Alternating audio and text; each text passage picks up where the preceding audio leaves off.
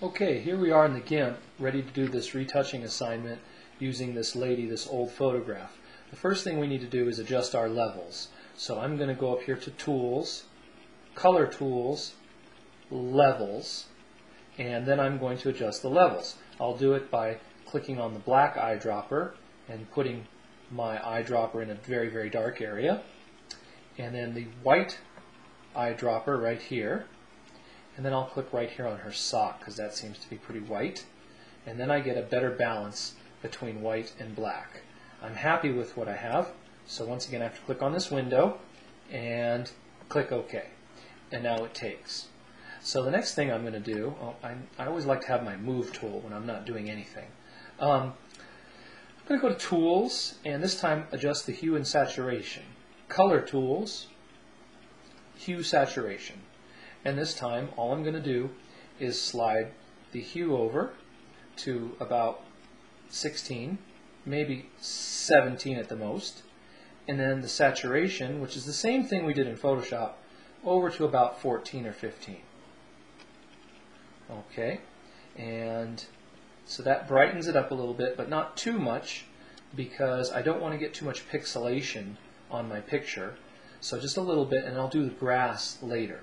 So I'll click OK, and now I've brightened it up a little bit. I've saturated it and brightened it up.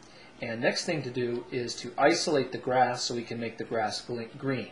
There's a bunch of ways we could do it, but I just need to isolate it, so I need to select it, or I need to select her, however you want to talk about it. So Quick Mask mode in the GIMP is down here, bottom left-hand corner. Click here, and it puts a mask over everything. So now all I have to do is basically erase the mask, and I'll erase the grass. So what I'll do is I'll get my brush, and I need white as the color here. So you see I have white already ready as the color, and I need a big brush. So as big a brush as you can get. I've made a new brush called Untitled 6, which works like this, and I can now just erase all of the grass. And just very quickly, if I want an even bigger brush, I can go down here, click New Brush, and slide the radius of the brush nice and big.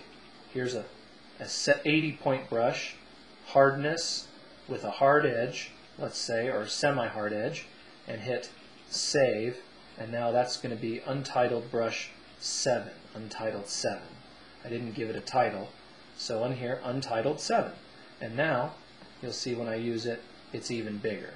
So now very quickly I can make big sweeping changes and erase all this red. And I'm not really erasing it, I'm basically painting white. So that's the difference.